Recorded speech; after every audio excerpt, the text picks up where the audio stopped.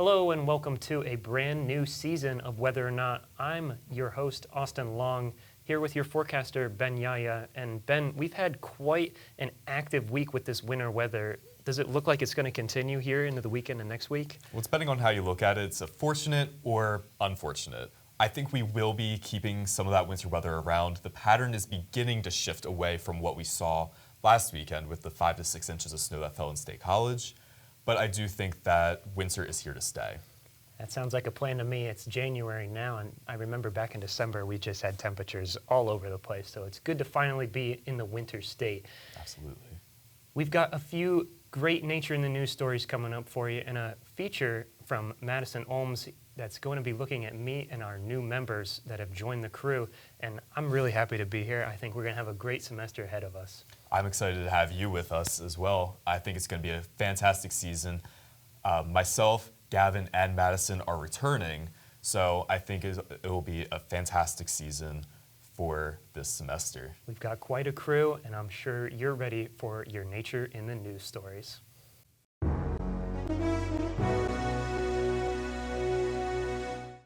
The urban heat island is a term meteorologists use to describe a densely populated region that experiences higher temperatures than surrounding rural communities. The densely populated suburbs of West Sydney, Australia, are prime examples of the urban heat island, where temperatures have soared well above 100 degrees Fahrenheit. In fact, due to the vast concrete jungle and inland nature of these communities, temperatures in the western suburbs of Sydney can be 18 degrees Fahrenheit higher than those of eastern Sydney. In addition, many communities in western Sydney are also financially struggling, and residents have resorted to sleeping outside to escape the indoor heat and reduce air conditioning sales. Summer heat waves in Australia are quite common, although the urban heat island effect is only adding to the severity of the summer heat. A world's first opens the door for a new way of doing electronics. Researchers at the Georgia Institute of Technology have created the world's first functional semiconductor made from graphene. Graphene is a single sheet of carbon atoms extracted from graphite. It is able to conduct electricity under specific conditions and could become crucial for the advancements in electronics. This new type of semiconductor is said to have 10 times the mobility of silicon, meaning electrons can move with lower resistance, along with other unique properties not available in silicon. Silicon is a material in which nearly all modern electronics are made, but is at the breaking point due to the higher computing power and smaller devices. This new alternative looks to fix these issues and improve all electronics in general throughout the future. With yet another year in the books, how did 2023 compare to other years in terms of average global temperature? After crunching global temperatures from 2023, the year was the warmest on record by a mile since 150 years ago. Beginning of June of 2023, the Earth began setting records for the warmest month ever recorded, continuing through the month of December. According to the European Union Climate Monitor, the average global temperatures in 2023 were 2.66 degrees Fahrenheit higher than they were during the second half of the 1800s.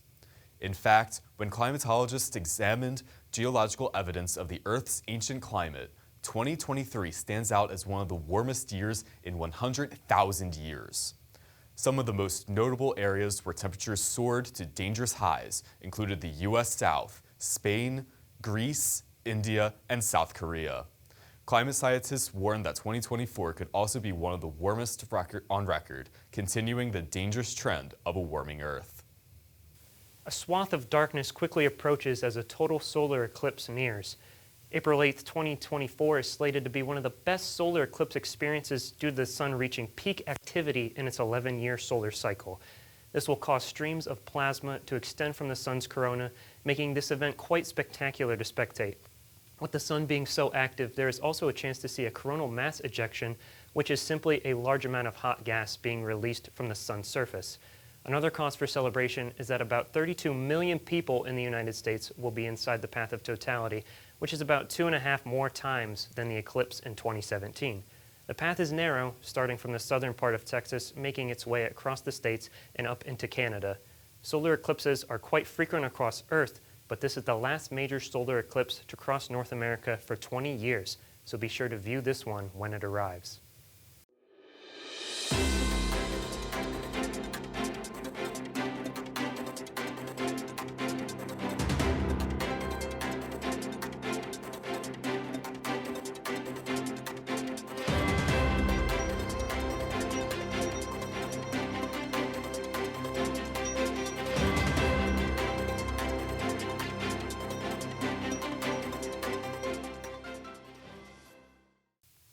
2024 started off with a bang, and this pattern is about to change, and I'll get into that in just a second. Friday is the last hurrah of this really messy pattern, I would say. Friday, rain and snow is likely.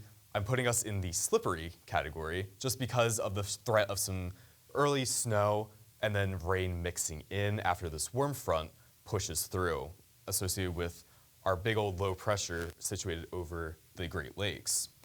I think the I-95 corridor and Southeast Pennsylvania as a whole will be in the just plain rain category.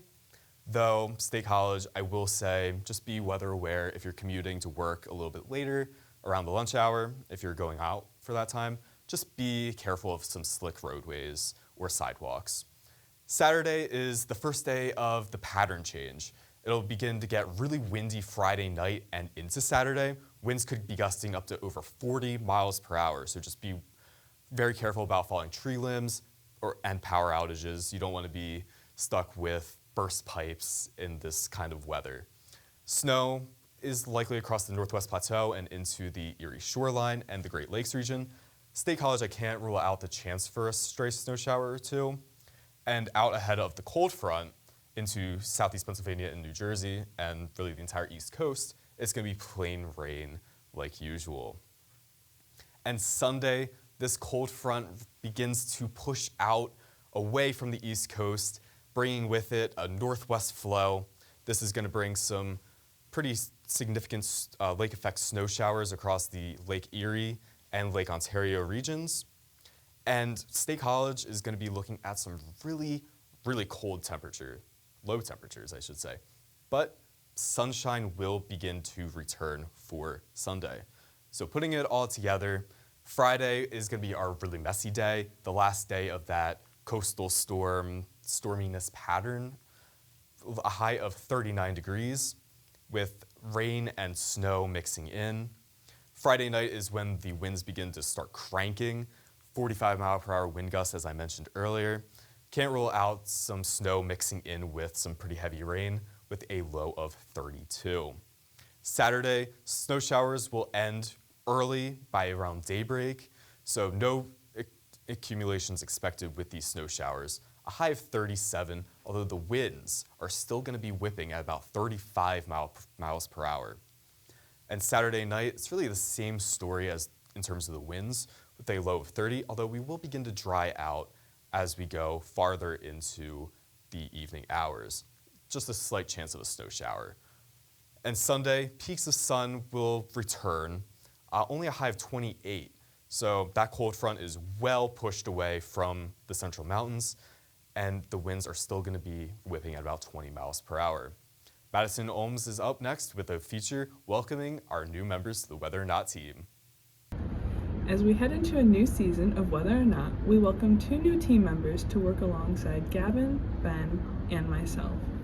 These members have backgrounds that will help them to be great presenters on this season and the next of Whether or Not, where they'll be able to showcase their meteorological knowledge and talents. I introduce you, Matthew Howard and Austin Long.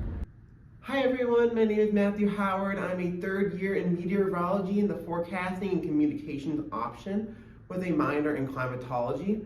I'm from Scranton, Pennsylvania, which is about 2.5 hours from State College. What I really look forward to in meteorology is the winter storms. When I was in 2nd grade, my parents would always put on the Weather Channel, and ever since the Weather Channel was put on, I've just been so fascinated by the weather, and especially I've been fascinated by the winter weather.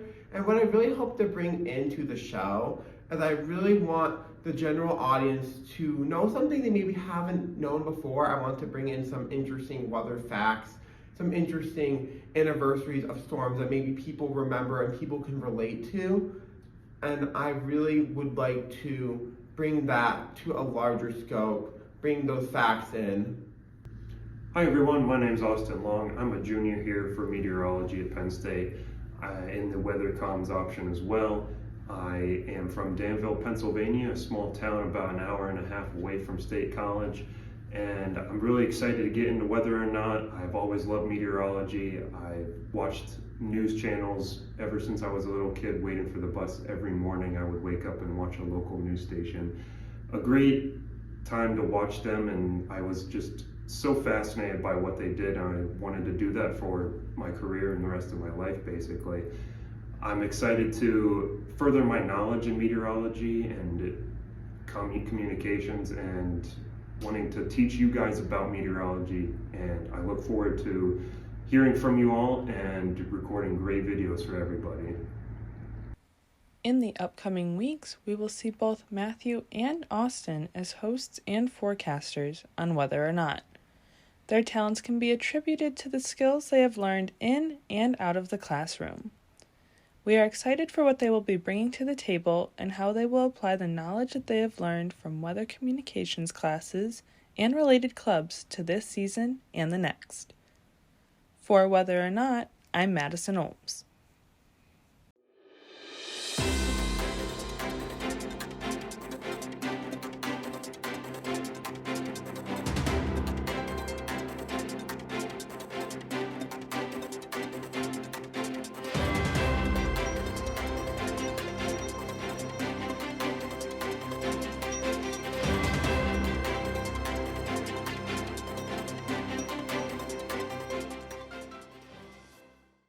Our extended forecast features a weather roller coaster out ahead of a Arctic outbreak, I should say.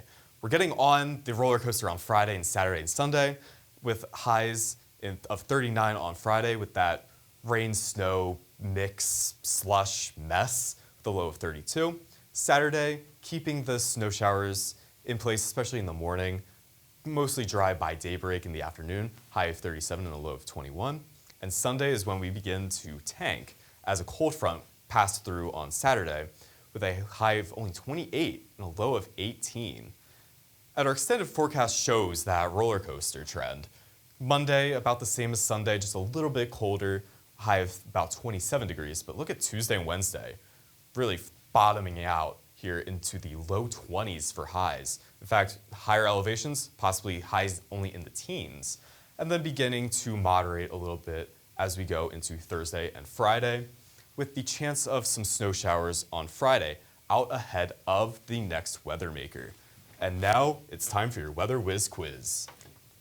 Our Weather Whiz quiz for this episode was, what was the highest recorded snowfall amount in State College on January 1st, New Year's? Was it A, 2.2 inches in 1932? Was it B, 3.7 inches in 1898, C, 4.3 inches in 1899, or D, 8.4 inches in 1971? If you said D, 8.4 inches in 1971, you would be correct. So yeah, quite a snowy New Year's for them back in 1971, almost like the pattern we had for our New Year's. Yeah, absolutely, Austin. It was technically not New Year's Day. I hate to be that guy. I really do. I hate to be throwing out technicalities. It happened on the 2nd, unfortunately. So while very apt, their New Year started off with a bang, ours started off with a bang. Not exactly the same. I wish there was more snow for this New Year's, but I guess we will take what we've got. Thank you so much for watching this episode of Whether or Not. It's a great first episode of the season. We hope you will be back for the next episode here next week. Thanks for watching.